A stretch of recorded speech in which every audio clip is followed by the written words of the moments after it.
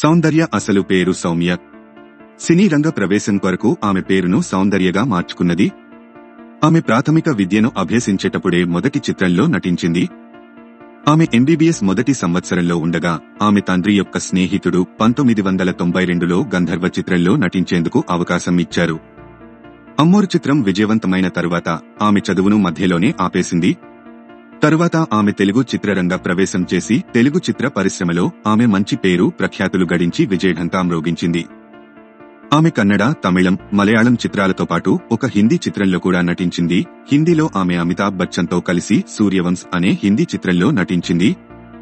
సౌందర్య 2004 April 17న విమాన ప్రమాదంలో మరణించింది.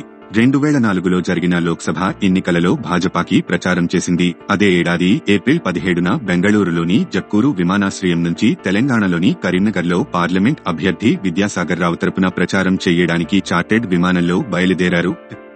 ఆ విమానంలో సౌందర్య, ఆమె సోదరుడు అమరనాథ్ ఉన్నారు. దురదృష్టవశాత్తు విమానం గాలిలోకి ఎగిరి కొన్ని క్షణాలకే పక్కనే ఉన్న గాంధీ విశ్వవిద్యాలయం ఆవరణంలో కుప్పకూలిపోవడంతో సజీవ దహనమయ్యారు.